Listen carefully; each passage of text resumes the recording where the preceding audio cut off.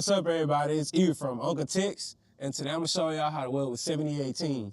So I've been on TikTok a lot, YouTube shorts, just scrolling and watching late night, and I've been seeing a lot of welding students, just people in general really, struggling to weld with 7018, like a lot of sticks, a lot of can't build the arc, can't build the puddle, I mean.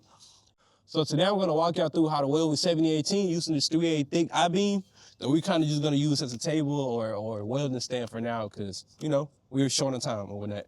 So without further more, let's just get right into it.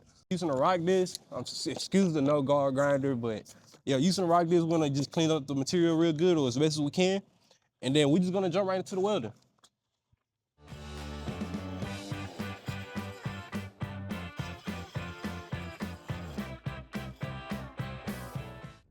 Okay, so now that the material is nice and cleaned up, we're just gonna jump straight into the welding. Here I have a 7018 rod, 1/8. They also have the 332s. It just depends on the thickness of material you're welding on. I will be making a separate video on that too, so just stay tuned.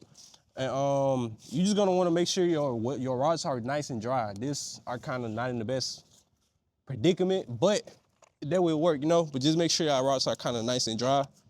Watch out for humidity and stuff like that.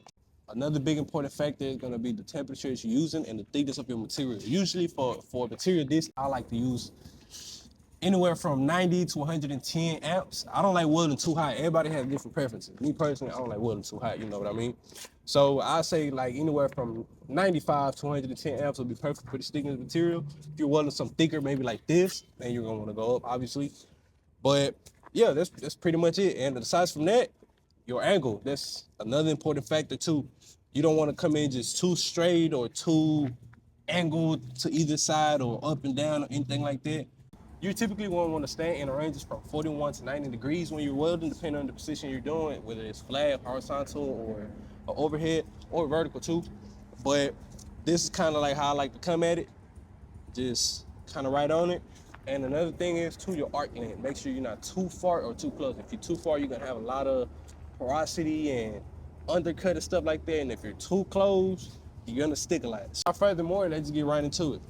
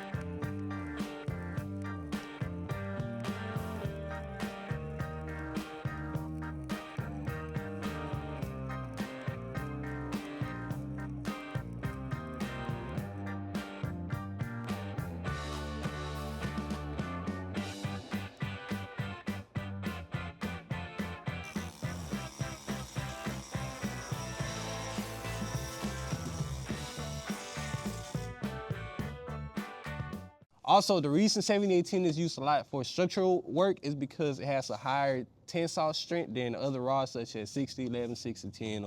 Another thing, guys, if you guys have any tips and tricks for me, because as y'all can tell, I'm kind of rusty today, make sure y'all drop them down in the comments or hit us up on any of our social media. They'll be listed down in the description. But yeah, let me know how y'all any longer. I'll see you guys in the next video.